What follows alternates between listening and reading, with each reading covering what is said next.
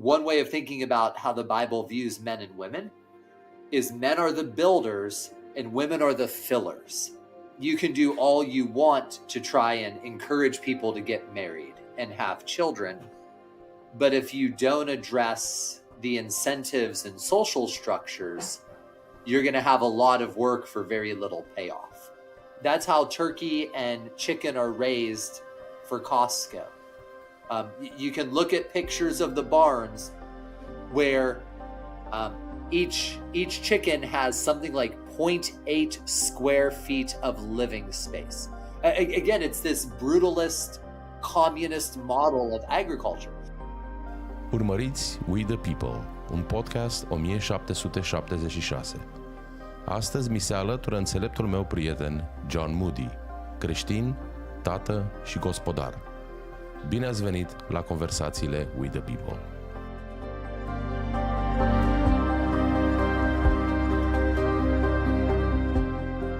John, good morning to you. Greetings to everyone watching the show. And John, again, I'm very happy to finally have you on.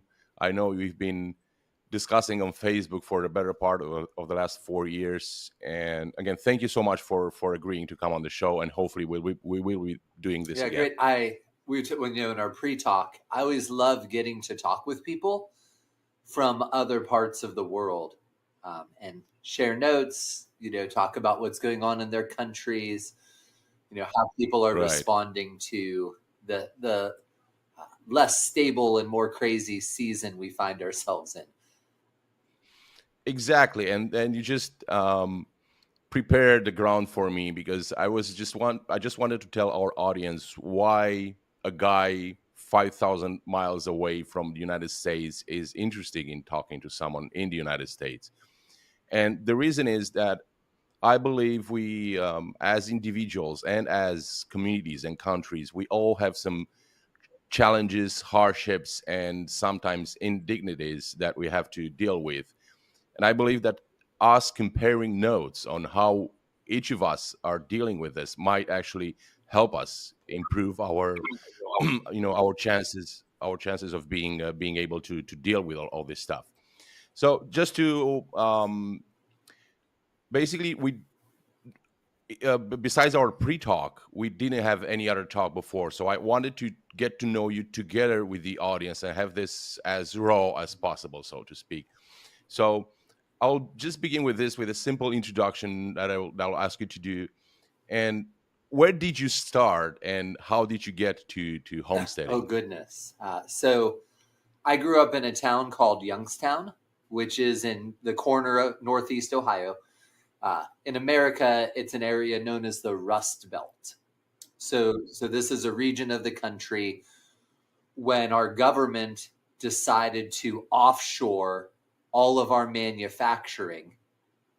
It was one of the regions of the country that went from being incredibly prosperous to being some of the poorest, most hollowed out regions of the country in under 10 years. So my hometown, for instance, if you go back and look at information, it had one of the highest per capita earnings and lowest cost of living in the entire United States. It was such a prosperous city that it had its own theme park and grand ballroom in the city. There's just that much wealth in the city. And then all of the metal work and fabrication and everything was offshored. And by the early 1980s, the city was just destroyed. And so that's where I started life in Northeast Ohio. My dad was him and his brothers had their own pipeline construction company, laying natural gas and similar pipeline all over Northeast Ohio. And again, as the economy cratered and other stuff happened, their business went under. And so I was a very standard living, in a city in the 80s and 90s in America, watching cartoons, eating Fruity Pebbles, playing video games person. And then when I was in college, that's when the Lord saved me. We haven't really talked religion and other things. I grew up kind of in a mildly religious Christian family. But it was in college where reading the Bible, I came to believe in the gospel. And after college, I went to seminary for a number of years. And while I was in seminary, I became incredibly sick. So I'm 6'2", and at the moment I am 170 pounds, if you can believe that. And I think in 2003 during seminary, I got down to 100 pounds. That's how sick I was. And so I had a professor, and I also had an author by the name of Francis Schaeffer I had been reading. And Francis Schaeffer was very big on the fact that modern people, the way they live and view the world, is at war with reality and truth. So it's so much of what defines modern life and the way modern people think is a war on reality, including their own reality. And so my then fiance, now my wife, we started researching food and health and nutrition. And my family thinks I was abducted by space aliens because, again, I was like the kid who I played video games, I watched cartoons, I never ate vegetables. I loved junk food, I loved fast food. And here I am in 2005, advocating for eating, traditional foods, traditionally prepared, and organically, depending on how you define that word, raised. And all these people who knew me were just like, what has happened to him? Whoa, what is going on? But in the course of about a year, I was able to heal, well over half a dozen significant chronic health issues I had been having for a number of years. And that's when, came across Hippocrates saying, let your food be your medicine and let your medicine be your food. Just realizing that a lot of my problems in life, especially my health problems, but a lot of my other problems were self-imposed because of my unwillingness to live by reality and truth. So I started a local food buying club in 2006 in Louisville, Kentucky, which is where we live outside of in America. And because one of the things in America, I don't know how it is in your country, but especially in the early 2000s, it was a Herculean effort to get unprocessed foods directly from a farmer. So on Wednesday night, I'd have to go to a farmer's market because that's where the guy who did not spray all of his fruit had fruit available. And on Thursday, I'd have to go pick up my CSA box from another part of town because that's when that farmer did delivery. And then on Saturday morning, we had to go to another farmer's market because that was the only farmer who was feeding his animals non-GMO grains. And on Monday night, I'm in a dark alley somewhere in town, secretly meeting our raw milk farmer for our moonshine pickup, because during that time, the government in America was going crazy. And so I'm sitting here, I go, I've reinvented hunting and foraging. I just spent all, and we're still having to go to grocery stores too. I'm spending 5 days a week having to go different places to get food. It was time for this stuff. I'm not a liberal who doesn't have kids and, merely has pets I can take along everywhere I go. And that's why we started the buying club, is I saw the need to rebuild that community-based type infrastructure for both doing commerce more efficiently, but also for putting community back into economics. So just to quickly answer your questions, we do still have a lot of fresh food markets in here. Basically, even in big cities like Bucharest, the capital where I live, you will have a fresh food market, pretty much at least one in every neighborhood. So it's easy to get there. It's true that maybe some of those selling there are still maybe buying their produce from a mass market source, but a lot of them are still producing the vegetables and everything themselves. And it's also the same for the meat and the cheeses and all. So we still do have that. It's because we used to be a very much an agrarian society, and to a certain degree we still are, although that is still disappearing here as well. And obviously, as you probably imagine, the small the small farmer is being kind of crushed by big corporations in one way or the other. And here it's mostly European stores that are pretty much taking up the market, and we have that fighting here as well.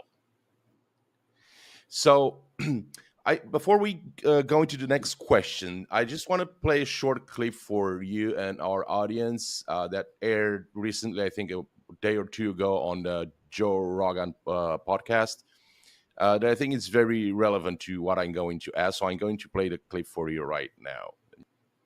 The planetary issue is the tip of the iceberg of what I think is really, really going on here, which is like a spiritual issue. We are like not fighting for life in this world anymore. And I think that's more of a consciousness issue. You know, we talk about, why is no one covering this? Da-da-da. It's like, I think people see it. I think in some way we have like totally lost respect for like the miraculousness of life. That's what our actions are reflecting. Like, we know a lot. We have the technology, the money, and the resources to fix all of this, the planet and health, and we're not.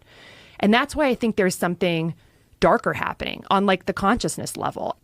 Step one is us deciding like, what choice do we want to make in this lifetime? Do we want to believe that humans are that life is a miracle? This universe is a miracle. Our bodies are miracles, and we want to connect with God in this lifetime. We want to build and respect these temples that are interconnected with the earth to do that, or do we not? And like, that's the choice we have right now. And I think we have to take that very seriously. And I think a lot of the political stuff that's happening, Maha, it's all just a reflection of people wanting to find a way to fight for life and not knowing how. Okay, so now for our Christian sensibilities, the lady might be a bit new agey, but I think she is onto something, especially what it concerns the people, and I'm seeing that in atheist people or agnostic people, just looking for something, looking for that transcendent something, if you will. And I wanted to ask you, how does homesteading prepare you for this life and for believers for the afterlife? You know, the Bible is an inherently agrarian book. The Bible starts in a garden. Adam's first vocation is that of a farmer husbandman. One of my favorite things I learned in seminary from my professor, Dr. Gentry, is in the ancient world, who were the most well-known gardeners? Gardening was a kingly occupation in the ancient world. And you know, I don't know how much we want to go down this road of history, but like take one of the greatest books ever written on economics, in the old sense of the word, Xenophon's Oikonomos, how to manage a household. The star character in Xenophon's book talks about how he planted the trees with his own hands in his gardens. Because it was a kingly thing to have a well-managed garden. That's why, you know, what made Babylon famous, the hanging Babylon gardens of Babylon. And then you get to the New Testament, where Jesus is raised from the dead by the power of God. And a lady mistakes him for the gardener. And my professor pointed out This is a very long, it's a joke wrapped in a truth in the Bible, because Adam was a gardener. Jesus himself says, I am the true farmer, the true vine dresser. And then a lady walking through, where he was buried, stumbles across him, and she's like, oh, it's just the gardener doing some work here. So again, Francis Schaeffer, one of my favorite authors, he once said, people were not meant to exist cut off from sunlight and soil by steel and concrete. How we live and the world we surround ourselves in, our outer world reshapes our inner world. So if you're a person whose outer world, and you understand this living in your part of the world, why did the communists move people into those giant concrete and steel buildings that were horrible monotone colors? And because they understood, if you want to reshape people's inner worlds, you reshape their outer world. And so the beauty of living on some land, having a garden, caring for animals, is you can't escape thinking about things like death and suffering. And, this morning, it was 20 degrees outside here. So for you all, I guess Celsius wise, that might be like probably 4 degrees Celsius, maybe. Yes, I think so. I always get stumbled by this, And so, but animals still have to be fed, we heat with wood. So every fire I burn is time travel, because the wood I am burning is from a tree that started growing 30, 40, 50, 60 years ago. So I'm burning wood from trees that grew before I was even born. So there's this inherent, if you do this right, just an inherent constant reminder of your own finiteness, your constant dependence on systems and things that predate you by hundreds, thousands of years. And the fact that everything I do is eventually going to pass to somebody else. I'm still called to be a faithful steward of what God has given me. But I just, like all of these plants and all of these animals, unless the Lord returns, will one day die. And also, from the dust I came and from the dust I will return. So homesteading, farming, it leaves you with a constant sense of awe and humility. This is one of my favorite things. You're going to get me off on a topic I could waste the entire show on. But where does all of the energy for life come from? Most people never even think about these questions. Where does all of the energy for life come from? Comes from a giant ball, millions of miles away, a giant nuclear ball of flame hanging in the sky. And it shoots invisible things at our planet, shoots them across millions of miles of space. And some of these invisible things hit our planet. And if you and I were to lay outside in, we call it sunshine, would the sunshine help us? Almost at all. Very little. Like after an hour or two of being out in the sunshine, especially during summer in Romania or Kentucky, we would turn into potato chips. All of that incoming energy does nothing but damage almost everything it touches, except for one thing.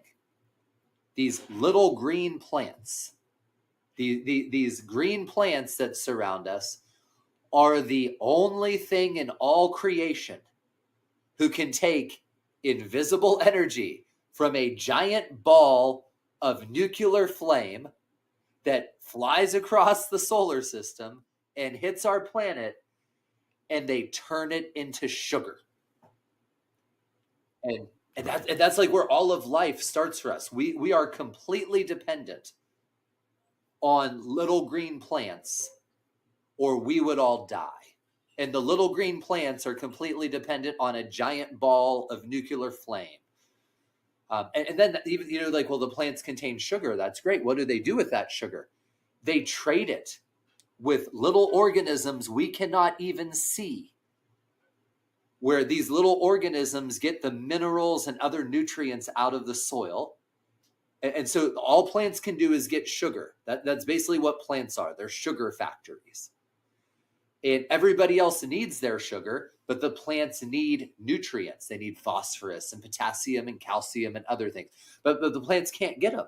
And when you begin to study creation and realize the intricacy and the beauty and the glory of everything, a single inch of rain on an acre of land, I think is something like 500,000 pounds of weight. And that rain, 99.9% of the time, falls to the ground, not even damaging a blade of grass or a single petal on a clover. And it's 500,000 pounds.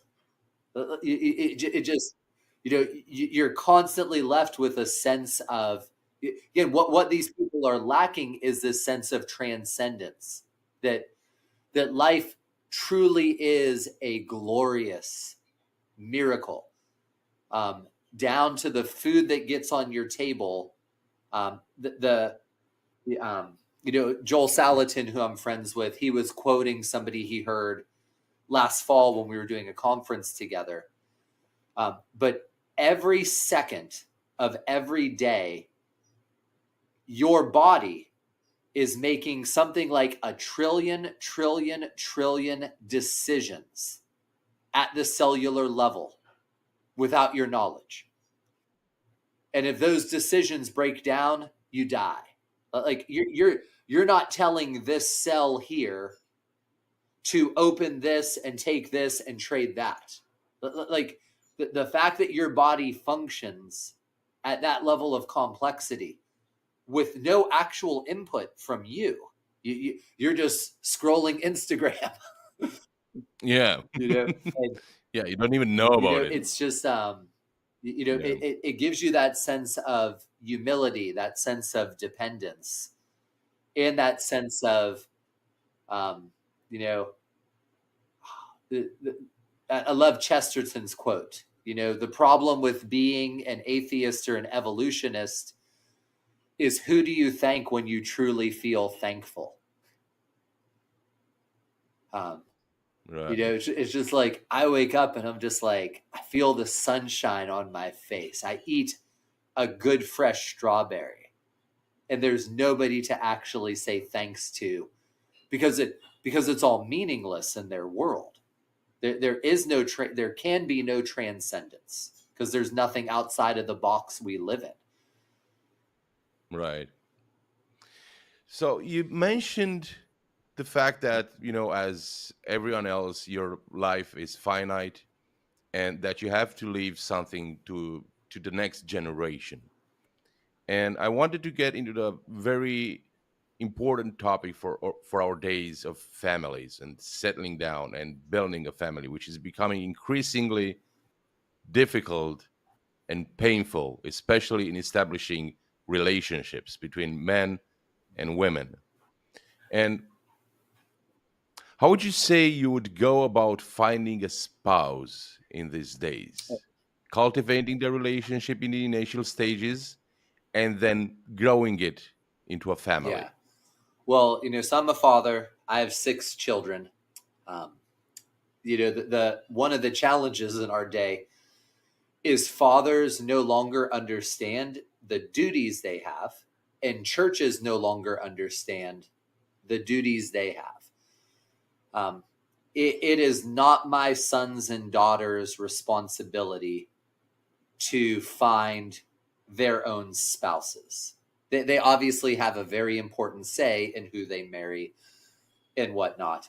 But it is my duty as a father to make sure I provide suitable opportunities for them to find a spouse. So that is why we're involved in good churches. That's why we're involved in good social opportunities. So one thing I did last year for my daughter and her friends, they were lamenting that so few guys in our social circles knew how to dance. And I took dance when I was in high school, very well kept secret. So now it's out of the bag. So I took dance and stuff, and my daughter's friends are like, could we do a folk dance club to help teach the boy? Because the girls want to learn to dance better. And they're like, and so we started a folk dance club, and this club just attracts more and more good families all of the time. So one thing we need to do is we need to rebuild the opportunities that help people find a pool of possible spouses so they can form families. One of the things that inspired this folk dance club is I was visiting a friend up in Ohio a few years ago, taking my sons up to compete in a martial arts tournament. And he's like, hey, you're going to come with us to this social event. At night, we're going over to so-and-so's place. And we get to this friends of theirs property, and there was probably 120 kids from like 15 families, all there just to hang out and do folk dancing and play volleyball, all while the parents are there as well, where the parents are getting to know one another, the kids are getting to know one another. And every year they have multiple marriages come out of that social thing they've built. So much of our lives are digital now. People go to work. They usually don't work with people who are part of their social circles. People after work no longer usually do social things, from what I hear. And then they go home and they are on social media. They're watching YouTube and stuff. And so I made a post on my Facebook the other day that there is such an opportunity for good people right now to offer people real rather than virtual experiences. This is one reason I love my buying club. During the coronavirus nonsense, almost every business in Kentucky shut down because of our governor. And so we stayed open basically after 2 or so weeks. And I realized, this is nonsense what they're doing. This is never going to end. If we let them do this, this is going to go on for years and years. So we went back to just doing in-person buying club for our members. And a few months into this, we had one of our members come in, older lady, who's a member of the club. And again, we're not wearing masks at club. We would not make members wear masks if they did not feel. We're just like, hey, if you're sick, stay home. It's pretty simple. And had a lady come in, and one of us gave her a hug. And she started to cry. And she goes, I have not had a person physically touch me in 4 or 5 months. She's like, I cannot remember the last time I felt another person.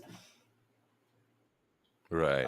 This is why Brazilian Jiu-Jitsu has become so popular, because it's such a real thing. You are grappling with, all the time. Yeah, just hitting the floor all the time and just grappling your your sparring mate. So I actually have a cousin who teaches Brazilian Jiu-Jitsu. So He still hasn't convinced me to get in, but it's my fault, not his. Yeah. But it's just people are starved for these kind of things. And the reason I want to address this is, the lack of family formation is downstream from these types of things. So you can do all you want to try and encourage people to get married and have children.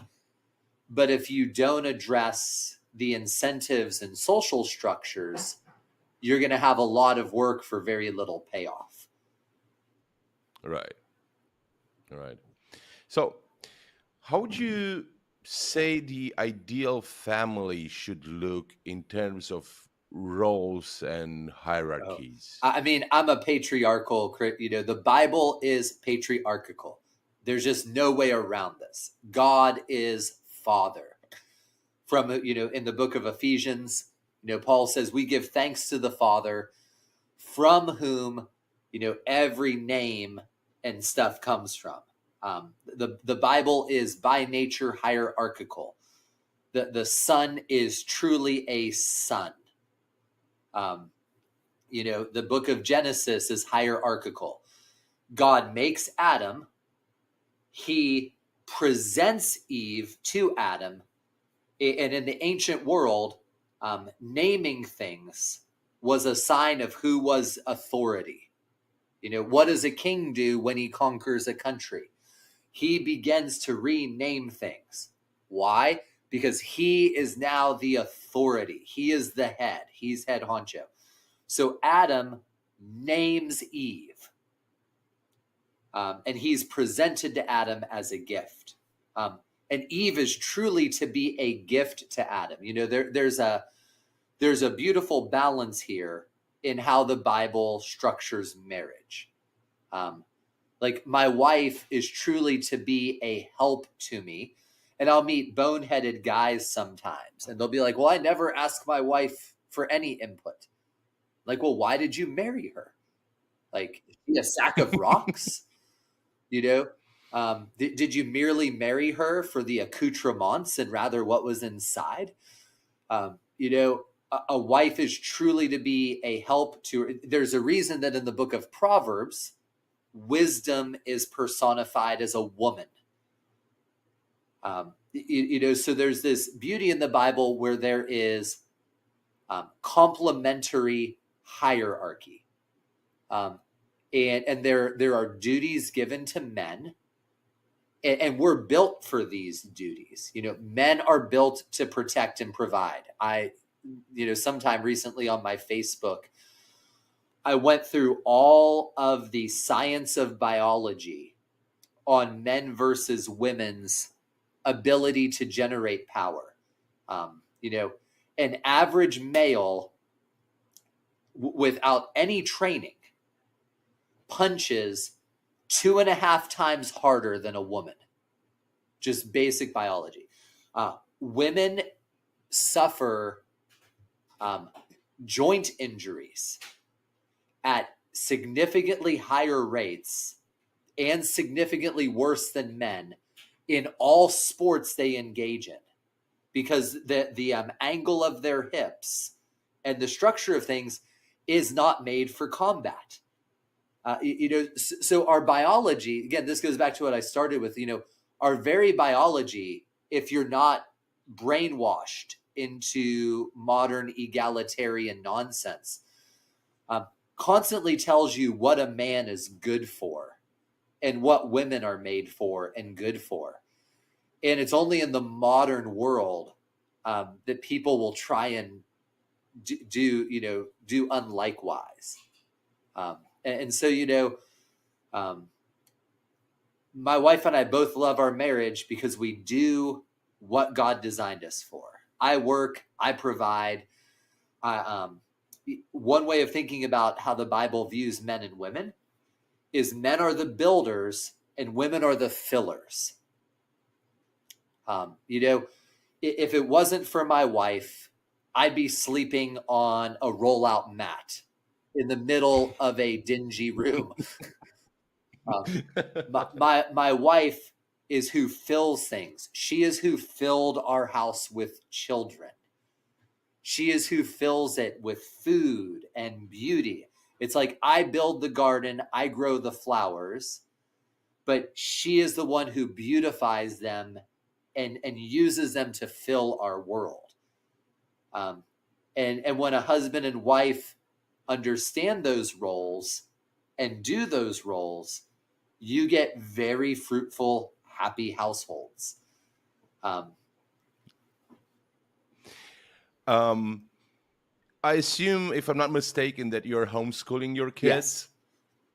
And this is something that homeschooling is a thing here in Romania as well. Only just the state is being a bit, as always, trying to meddle itself where it doesn't belong, and so you have to basically get your kid enrolled in an umbrella school somewhere else, and then but people do it here, and there's always talk about this.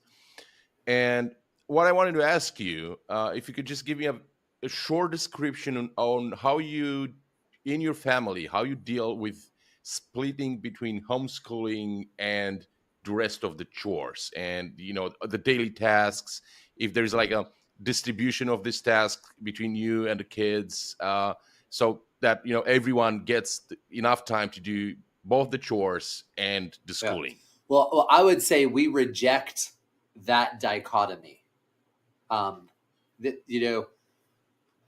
Chores are school. Our kids caring for animals, our kids cleaning up their rooms, our kids, in America, why did they start a class called home economics? Because the kids, so instead of kids learning to cook and clean from their mother and father, learning how to do a budget, learning how to manage a home, we have to pay the government to teach children this in the artificial environment of a school. So for us, there is no divide. What we have is one final goal for our children. Our final goal is that when they reach adulthood, they understand what they're for, and they have the skills to do that well. And so cooking is a basic life skill for boys and girls. So all of our kids, in our daily schedule, all of our kids over the course of a week are cooking multiple meals. Now the girls do more cooking than the boys, but Abraham, when the angel showed up in the book of Genesis at Abraham's tent door, Abraham prepared them a meal. A guy should be able to cook a couple good meals. So, picking up after yourself is a basic life skill. And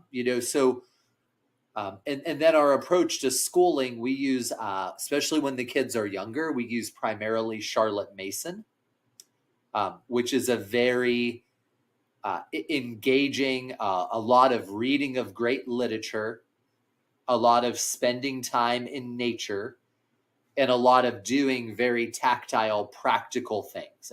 So our house is full of tinker toys and magnetiles and blocks and things the kids, instead of it being a toy that entertains your kid, by the kid being a passive consumer of the toy, our house is full of things that the kids entertain themselves with by engaging with it.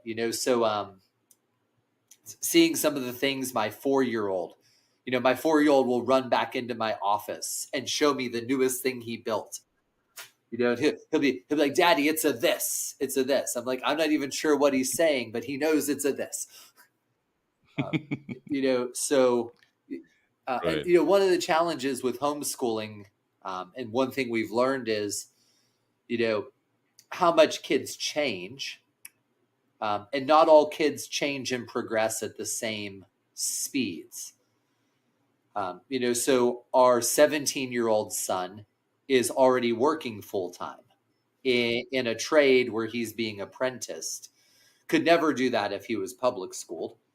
And the company he's working for plans on making him a crew leader, I believe, sometime next year. Where he will, by the time he turns 18, he will have a well-paying vocation and be in a place to be able to support a family already. Some other kids, like our one son, he'll probably go to maybe 2 years of college to get an associate's degree, because the things he's really fitted for are more that direction. So I think we've lost Wendell Berry, if you've heard of him as an author. I read it. I did not, but I will look him up. His older stuff is better than his newer stuff, but he talks about how it used to be the point of college was communities built colleges, and they would send their kids to those colleges, and the colleges would teach things the community actually needed. And now people send their children to college to basically lose them from their community forever. And we need to recapture this idea. What is the purpose of education? The original purpose of education was to enrich your own household and your broader community by raising the level of skills that your children would bring back. And, now, like so many things, college, corporations and stuff, instead of being a multiplicative model, it's an extractive model. We're going to take the resources of the community to pay for this college, and your children are never coming back and adding value in exchange. Back into the community. Right. How does your family deal, practically speaking, with a crisis? With say, I don't know, maybe God forbid your household gets hit by a tornado. How would you deal with that? Oh goodness. So we had a tornado skip over our farm 3 years ago. It was one of the most destructive tornadoes in the history of Kentucky. I put the image up on my Facebook just a few days ago because it was, I think, 2 or 3 years ago today. Actually, today is the day. Part of my job as a father, the Bible says, is if I do not provide for the members of my own household, I'm worse than an unbeliever. So Paul's not even saying I'm just like a bad Christian. Paul says I'm worse than an unbeliever. And so we have a community of friends. It's my job as a father to build up assets and wealth so that if something goes wrong, this is why we're part of a good church community. You see this all throughout the New Testament, that when churches and Christians in one area truly fall into hardship that is not caused by themselves, other Christians step in and help. But Paul says very clearly, each of us, as much as possible, are to bear our own load. So I'm not sitting here banking on, if my house burns down, somebody else is going to rebuild it. Now, hopefully, again, because we're part of a good church, part of a good community, we've built up a lot of good relationships. I hope if our house burns down or if a tornado knocks it over, people will help us, but I don't get to assume that as a father. It's my duty to make sure, it's kind of like we heat with a wood burning stove, which it's my duty to do maintenance on that stove to reduce the risk of fire. It's also my duty as a father, even though this is not a pleasant conversation, every year when we get into fall, I sit down with my children and we go over the fire plan. Hey kids, This is the bedrooms everybody now sleeps in. Noah, Daniel, our 4-year-old, you and him share a bedroom. If there is a fire, what is your first duty?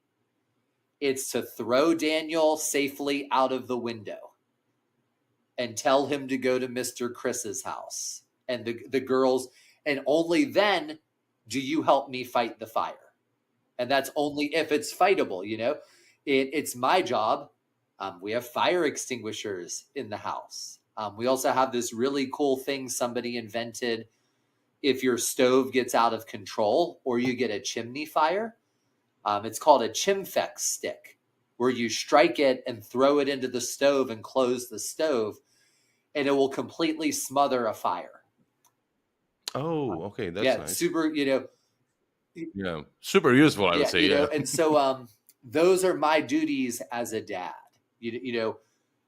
What makes God the Father, that he has this forward looking, he is looking for problems and preparing and protecting and providing for those under his care before you ever get to the problem point.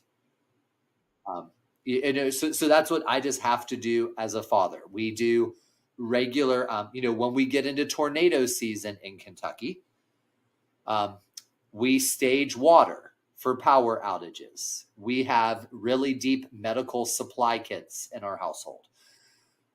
And we do tornado drills because our house is not built to withstand a tornado, but about 100 yards from my house is my neighbor's house. And he has a bermed concrete reinforced basement. So we know that's where we have to evacuate to. But there's 8 of us. And you're often evacuating, so we have to practice those things. Again, this is just my job as a dad, is to help make sure my household can execute when something goes wrong.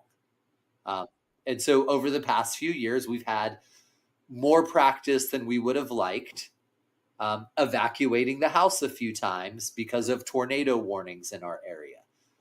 But it's always good to see, my kids can do this. They know, if they hear me say, and again, but on every, any day where we have elevated tornado risk, we already stage in front of our door all of the shoes, all of the coats, and the small number of possessions that we always want to evacuate with. The van is always pointing the right direction to quickly drive over to my friend's house. So a lot of it is, again, what are men for? We are to provide this type of preemptive leadership that is to the benefit of those who are under our care and protection. And it's a lot of work, so guys don't want to do it. But it's right. What you were made to do. So it's interesting because I'm really interested in what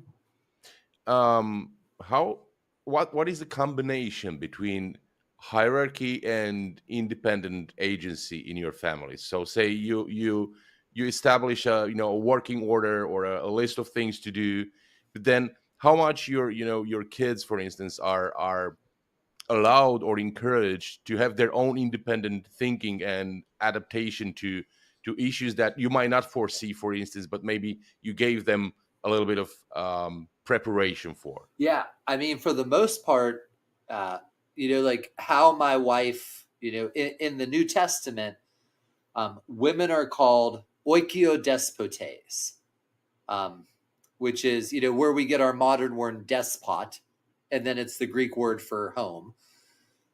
Women are delegated the management oversight of the home proper. And again, your listeners, you should go read Xenophon's book on this. It's such an excellent read. I think it was written in the 600 BCs, might be 400s. And it was, that book was the standard book on home management and men and women's duties and roles for 1,000 years. And Paul, in a lot of his writing, when you read that, you'll see how Paul is pulling from, or how that book influences Paul's writing on this subject. So like for my wife though, she has incredibly broad agency to determine what is the best way to clean the house. Or, I've told her, it's just like, we're at a place financially, you need to buy something under $200 for homeschool. You don't need to tell me that. Just go buy it. You don't need to waste. I see so many marriages where both men and women are constantly wasting each other's time, getting approval for their role. So it's like, I manage our family's investments and stuff. If I'm going to buy something today or sell something today, I don't run off and talk to my wife about it. She's busy homeschooling my 8-year-old and 11-year-old. And if she's going to order this tool she needs for the kitchen or this book she needs for homeschooling, she doesn't run back and interrupt me writing a book or being on an interview because, so you can have hierarchy that results in both people having greater rather than less agency and freedom. And so that's the same thing for my kids. It's just like they have duties and responsibilities. My one son, he has to clean. He's responsible for cleaning the cars. And I don't tell him when to do it because he has his own school schedule and when he wants to do his math and when he wants to do this and this, that, and the other. I've never, I've shown him a few times, you want to make sure you do this, but maybe one of the best ways to put this is like with my wife and my kids, my main goal is to be there to help them become more successful at solving problems for themselves. So my wife will come to me with a problem. She'll be like, I haven't been getting my workouts in or something. I've the schedule lately has been such that X isn't working. Again, like the father in the Bible, I'm there to bless and help her fix this problem. Well, what do we need to streamline? What do we need to change? Is there a tool or something we need to buy that will get you back time? Same thing for my kids. You're responsible for this. What do I need to give you in terms of wisdom or resources to make you more? This is what the Garden of Eden is in a real sense. Adam and Eve are given a blueprint. They're given wisdom and they're given resources. And God says, take this blueprint. I'll meet and talk with you whenever you want. I'll come down to the garden to give you more wisdom. Take this starting glob of wisdom and resources and fill the whole earth with my glory. Because I hate micromanaging men. Because you'll never get anything done as a man if you're micromanaging everyone who's under your care. And it's a huge failure of leadership as a man to have to micromanage people. You should be growing them to the point where they can be highly independent while aligned with your overall mission and goals. Right. Just a moment here. We're running very close to the time I was telling you that I was going to hold you. And I just wanted to ask you, how much more can you stay if we can go? And that depends exclusively on your schedule. So if you have something to do, we can I can go through 2 or 3 more questions, and then we can do this at a later time. I just have to know how to prioritize this. So it's your time. This is our last 10 minutes. All right, cool. Let me see then, just to try and get the most important questions out there.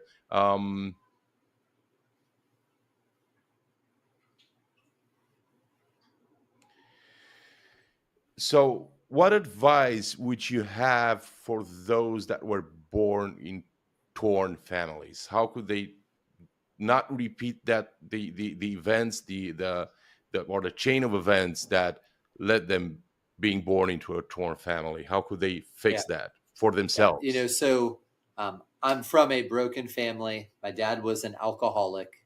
My mom and dad divorced and remarried somewhere between 4 and 5 and 7 times before I graduated high school. One time they divorced each other. They married other people. Then they divorced those people and married each other again. So when I talk about this issue, I have more experience than I would prefer. I think the divorce rate in my broader family is, 60, 70%. Both my brother and sister have been divorced. My brother was divorced twice. So the first thing is know Christ. So as Christians, marriage, one of marriage's primary purposes is to give us a taste of heaven. So it's very hard, especially in the modern world, and especially if you come from bad patterns, to sustain a marriage apart from Christ. Then practically speaking, since I knew I came from a very bad family, starting when I was in college, anytime I met people who had good families and good marriages, I would spend time with them. And I would ask them questions, and I would observe how the spouses related to each other and how they interacted with their kids. And Epictetus, who was a great Greek author back in the day, he said, if you want to be successful at anything, you must first be willing to be thought of as stupid and foolish.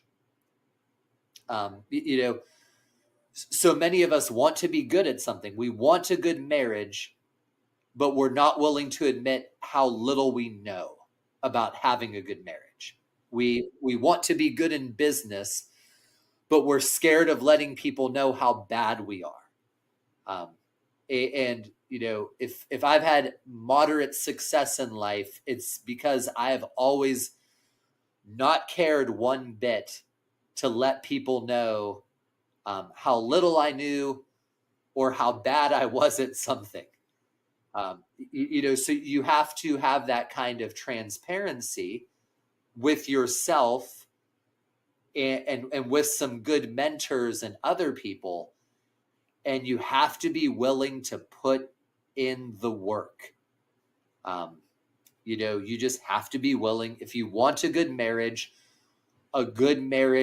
requires work. It requires forbearance. It requires forgiveness.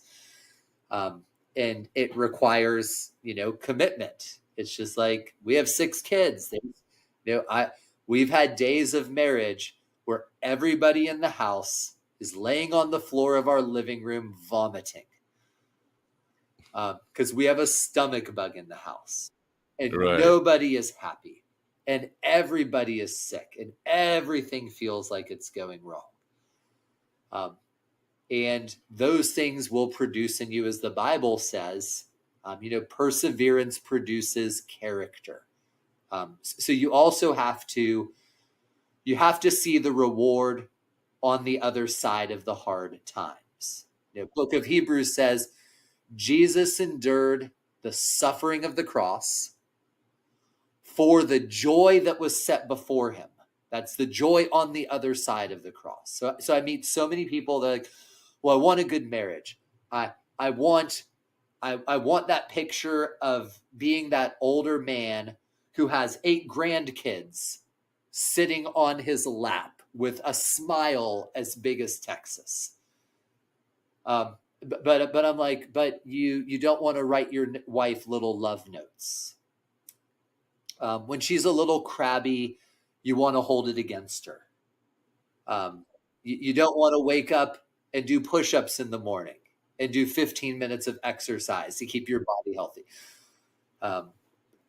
So much of our modern problems is people just don't want to do the work, but they want the reward. Yeah. So second to last question. And again, I hope I will have you back in the future to go through some more things. We know that, the state, and especially the socialist kind of state, sees families and communities as competition. So do you feel that? Does your family, your community feel that the state, whether it's local or federal, it's breathing down your necks in one way or another? How is that relationship going? Yeah. So in America, I try and get people to realize this. There's no area of our life as Americans that the government currently does not mess with. The light bulbs I'm allowed in my home in America are terrible light bulbs because of our government. The businesses I'm allowed to run out of my home in America are completely dictated by the government. 60 years ago in America, that was not, and that's a hard thing for people to realize, is how quickly this has changed. 60 years ago in America might now be, I guess that was 1967. So in the 1950s in America, as a farmer, you could butcher animals on your farm, prepare them in your kitchen, and sell that to whoever you wanted to with no government interference. Now you would go to prison. The toilets I'm allowed to use, and how do you have a license, right? So people just don't realize how much of their daily life in America. I call this the illusion of choice. So you go into a grocery store in America, and you'll see a meat aisle that's 100 feet long with 80, 90, 120 different brands of meat that all come from 4 companies. It's the illusion of choice. Americans, because where the choice has been cut off, they don't see. They go to the store and they see, well, there's 24 different light bulbs on the shelf, but they're all crappy light bulbs because your choice wasn't cut off at the store. Your choice was cut off somewhere else. So it's stuff like that it's hard to get people to realize. And, I know taxes are much worse in Europe, but most people don't realize in America, most people lose 40 to 60% of their income in taxes in America right now. Our taxes are incredibly high. So it's, so we feel this burden, existentially, where so much of my daily life now has to be built around how do I circumvent the stupidity, because, just to have a basic business in America, I have all of these we just had a new filing this year. It's like I have to have business licenses. I have to do taxes. I have to do quarterly taxes. I have to do, and now there's a new filing where it's like a financial crimes investigation service filing where you have to list every benefit. And I'm just like, it just never ends. Yeah, we have similar things in Europe as well, sadly. Yeah. So now speaking of, and this is the last question. Speaking of this illusion of choice that you mentioned, especially in terms of food and meats, please explain to non-American audiences the Costco chicken. And how much would it cost you, including your time, animal feed, all that kind of stuff? How much would it cost you to produce a chicken of similar size? And what would be the differences between nutritional differences, health differences between the two. So I think our Costco chickens $4.99 for the whole chicken. So Costco sells these rotisserie chickens. They're $4.99. They actually sell those at a loss.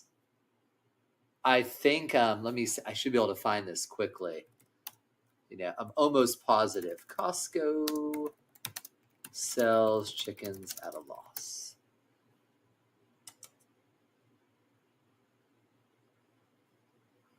Yes, Costco sells the rotisserie chickens at a loss. They lose they lose an estimated, listen to this number, $30 to $40 million a year on those chickens. So to sell people that chicken costs Costco $30 to $40 million. So I think those chickens weigh like 4.5 pounds. So for me to just raise the chicken, not cook the chicken, just raise a 4.5 pound broiler chicken, would cost me, I would sell a chicken like that for $25. And that would be freshly butchered, not even cooked yet. Without the cooking, without the rotisserie, without anything else. And then to do the cooking would probably make it a $40 to $50 chicken for me. So 10 times as much, at least. Yeah. It's just, but what would the difference be is my chickens would have seen this thing we talked about earlier called the sun. The chickens at Costco have never seen the sun. I would have you put up an image, but look up how. You can send it to me, and I'll put it back when I edit this together. So you can just send it over to me, and I'll put it in. So years ago, I was driving up to a butcher in Indiana, and I drove by a confinement turkey farm. So this is where turkeys were being raised. And it was, it was probably late August, early September. So getting close to butchering time for Thanksgiving turkeys. So this was a building that, size of a, part of a football field size building. And the turkeys were in the building so tightly that none of them could walk around. None. Oh man. That's how turkey and chicken are raised for Costco. Right. You can look at pictures of the barns where each chicken has something like 0.8 square feet of living space. Again, it's this brutalist communist model of agriculture. Just like we're going to pack people on top of each other to the sky. And you're just going to feel suffocated and packed in. That's what we've done with food, especially animals. Yeah, and it's interesting, even when it comes to being good stewards of nature, with those animals are suffering. I mean, people say that these people eating meat, they don't care about animals. Yeah, you can care. You can still give them care and be kind to them. And even though some of them will end up in your plate. Well, I mean, all animals die. This is the problem with the argument. Right. When an animal dies under my care, it's way better than anything that has ever happened to an animal on National Geographic. Do you see what animals do to each other in nature?